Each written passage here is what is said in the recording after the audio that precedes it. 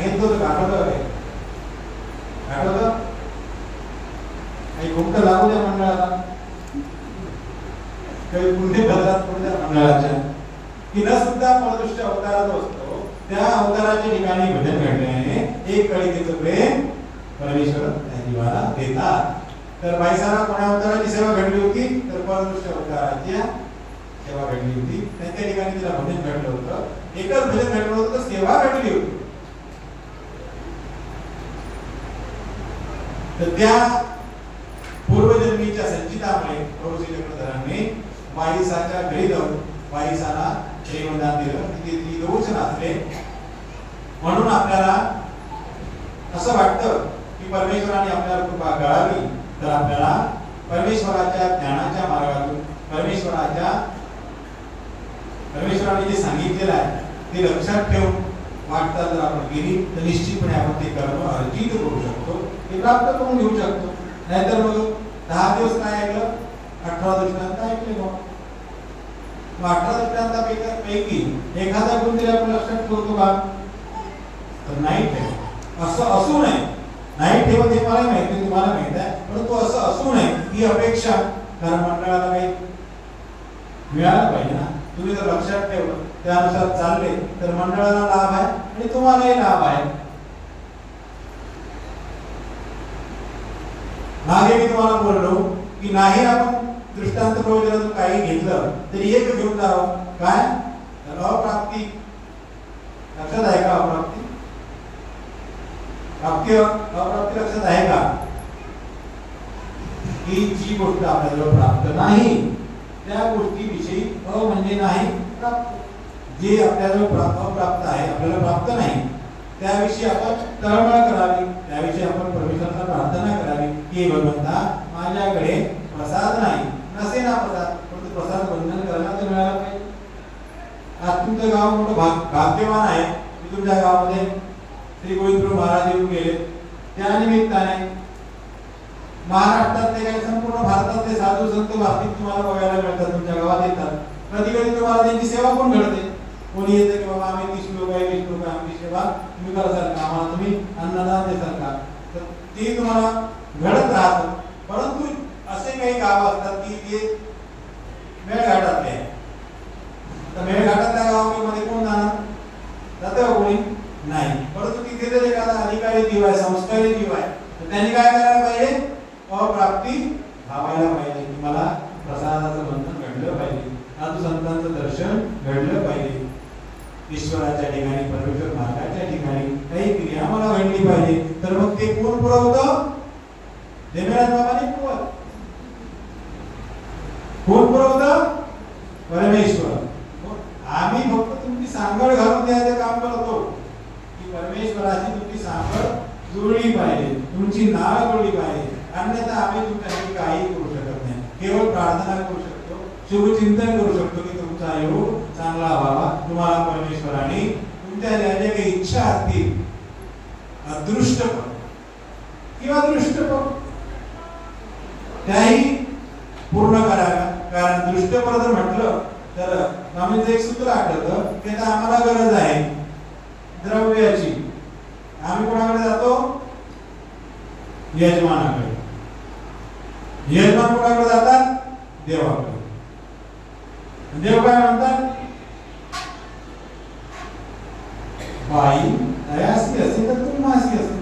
देव काय म्हणतात की त्यांच्याजवळ जर असेल तुम्हाला निश्चित मिळेल. आम्ही काय म्हणतो की यजमानाला द्या, आम्हाला द्या असं म्हणत नाही आम्ही देवाला. देवाला काय सांगतो आम्ही की यजमानाला द्या. आमचे जर यजमान संपन्न असले, फळांनी फुलांनी त्यांचे वृक्ष भरलेले असले तर आम्हाला निश्चितपणे ते देणारच आहे, मिळणारच आहे. म्हणून आम्ही काय म्हणतो? देवाला प्रार्थना करतो. कारण आम्हाला हे मागण्याचा अधिकार नाही. देव म्हणते काय मूर्खा, ज्ञान झालं सगळं झालं, तुम्ही हे मागतो आता. म्हणून आम्ही काय करतो? इकडून मागतो तुमच्या मला किंवा यजमानाला द्या. आणि मग यजमानाला मिळालं की ते आपसूकच आम्हाला देतात. आणि ते देवाने सांगितलं की बाई दयासी असेल तर तू मासी असेल. त्यांना मिळालं की तुम्हाला देणारच. तर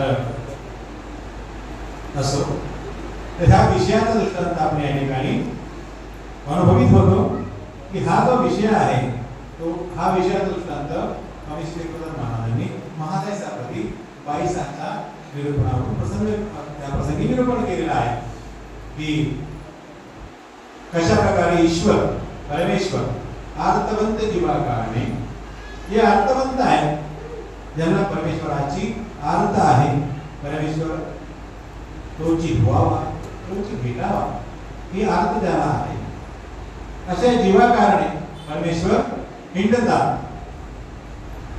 स्वामी श्री चक्रधर महाराज आपलं गाव सोडलेलं आहे, देश सोडलेला आहे आणि गावोगावी वाडोवाडी हिंडले भेटले.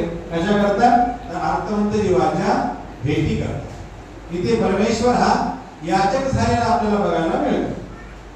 परमेश्वर हा याचक आहे आणि अशाचं भजन गाणं आपण कोणते कवी होऊन गेले ते तेरे द्वार खडा भगवान भगत भर दे रे जोडी. भक्ताच्या दारावर परमेश्वर उभा आहे आणि भक्ताला म्हणतो की भगत भर दे रे जोडी. भांडारेकरांच्या दारावर स्वामी स्वतः गेले. त्यांच्या मनामध्ये काय चाललेलं आहे ते स्वामींनी ओळखलं की ते काय अवलोकन करीत आहे, कशाचा शोध घेत आहे. एकी वासना म्हणतात की जीवनमुक्तीचा मार्ग शोधत होते. जीवन हे मुक्त कशाने होईल याची ते ग्रंथामध्ये पाहत होते की जीवनमुक्तीचा मार्ग पाहत होते. स्वामी दारामध्ये उभे राहतात आणि म्हणतात की भटो मागील मागती पहा, म्हणजे मागच्या पानावर बघा. आणि असं म्हटल्यानंतर ते मागच्या पानात बघतात आणि त्यांना हवा असलेला अर्थ हवा असलेला शब्द तिथे मिळतो आणि असं म्हणता क्षणी त्यांना असं जाणीव होते की हे माझे हितक्ष आहे, हे माझे आप्त आहेत. आणि लगेच मग आपल्या संसाराचा त्याग करून घरून काही एक न घेता, घरी सर्व समृद्धी आहे. आतापर्यंत आपण तो भांडारेकराचा वाडा दृष्टिक्षेपात होता, आतापर्यंत तो पडलेला नव्हता, परंतु आता एका श्रीमंत माणसाने श्रीमंत माणसाने घेतलेला आहे आणि त्या ठिकाणी बिल्डिंग बांधलेली आहे. तो मनुष्य यांनी भांडारेकराचा वाडा घेतलेला आहे, तो हजारो किलोमीटर दूरून आलेला आहे. म्हणजे तो आपल्या महाराष्ट्रातला नाही, परंतु तो आज देवाचा झालेला आहे. कशामुळे तर भांडारेकरांच्या त्या नावामुळे, भांडारेकरांच्या पुण्यामुळे. त्याला सांगितलं गेलं की हा भांडारेकराचा वाडा आहे. मध्यंतरी तो एका ब्राह्मणाने घेतलेला होता, जोशी म्हणून त्यांनी तो घेतलेला होता, परंतु आज तो पुराणामुळे पंजाबी संस्कृत आहे त्यांनी तो घेतलेला आहे आणि ते देखील उपदेशी झालेले आहेत. तर अशा अर्थवंतांच्या भेटीसाठी स्वामी श्री चक्रधर महाराज वाडोवाडी गावोगावी हिंडले भेटले. मग पैसा कोण आहेत तर त्या अर्थवंत आहेत.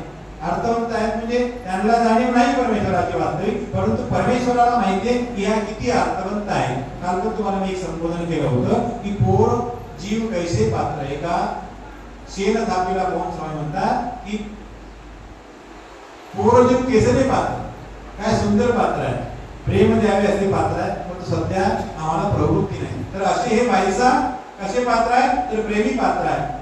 मागच्या जन्मामध्ये त्यांना ईश्वराची सेवा घडलेली आहे, म्हणून स्वामी श्री चक्रधर महाराज त्यांच्या भेटी करता स्वतःहून आलेले आहेत. तर महाराजांना समजून सांगत असताना म्हणतात की कोणी एक विषय असेल, कोणी एक विषयी पुरुष आहे. समजलं ना, विषयी पुरुष काही विषय नाही, हा विषय विषयी पुरुष. तो पात्रा लागी देशोदेशी गावोगावी हिंडे. पात्रा करणे म्हणजे स्त्री पात्रा करणे. तो गावागावी जातो, हिंडतो. पात्र देखे ते धरमे, जिथे त्याला चांगलं पात्र दिसेल त्या ठिकाणी तो रमतो. तैसे परमेश्वर दृष्टांत एवढाच आहे. त्या काळी स्वामींच्या काळी तर त्याच्या आधीच्या काळी अशी व्यवस्था राहत असेल की पुरुष माणसं गावोगावी हिंडत असतील आणि जिथे आपल्याला मन तिथे राहत असतील. आतापर्यंत 50 वर्षापर्यंत आपण लोककलावंताच्या माध्यमातून तमाशे बघत आलो. तमाशाची काय परिस्थिती असते आपल्याला माहितीच आहे. चित्रपटातून आपण बघितलेलीच आहे की कशा प्रकारे तमाशा आणि तमाशा करणाऱ्या स्त्रियांचं शोषण होतं. तर अशा प्रकारचे लोक समाजामध्ये आजही आहेत, तेव्हाही होते आणि चालूच राहणार आहे.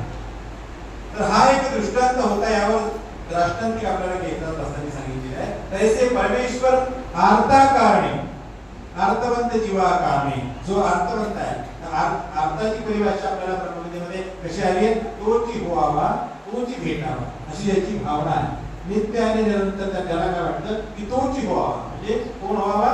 परमेश्वरची व्हावा, आणि तोची भेटावा म्हणजे परमेश्वरच भेटावा, अशी याची वासना आहे. त्याला काय म्हणतात?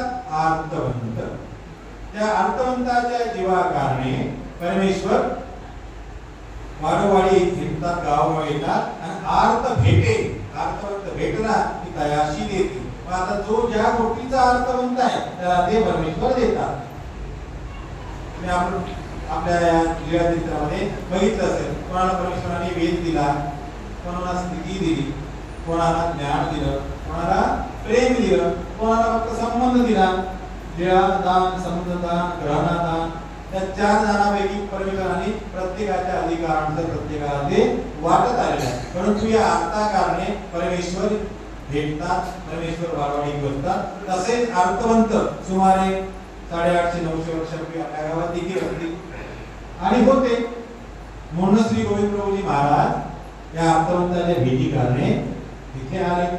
अन्यथा स्वामी श्री चक्रधरांसारखा अभिनवेश श्री गोविंद महाराजांना नाही.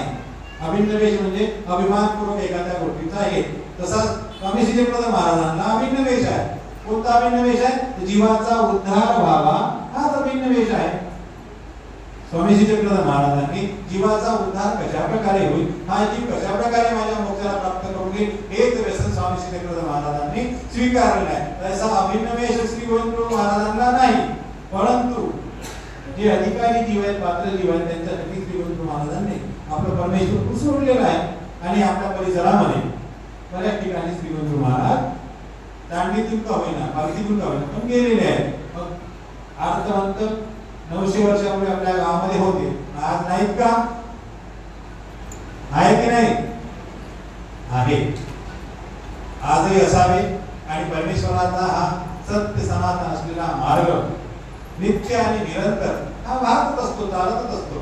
देवतांचे धर्म बदलतात, युगानुरूप बदलतात. प्रत्येक युगामध्ये देवतेचे वेगवेगळे धर्म असतात. म्हणून परमेश्वराचा मात्र 4 युगामध्ये एकच धर्म असतो. आणि जीव उद्धरण हा त्याचा मुख्य हेतू असतो. केवळ जीवाला सुख द्यावं हा हेतू नसतो. तर देवतांचे जे धर्म आहेत ते सुख प्राप्तीसाठी असतात.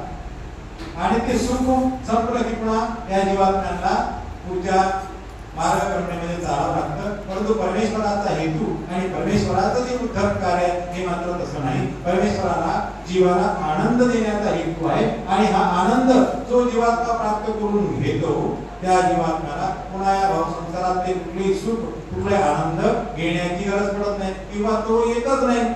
या भूतलावर त्याला यावंच लागत नाही. जन्म मरणाच्या चक्रापासून तो मुक्त झालेला असतो. आणि केवळ असलेला हा जीवात्मा केवळ असलेल्या परमेश्वराचा आनंद नित्य आणि निरंतर उपभोगीत राहतो.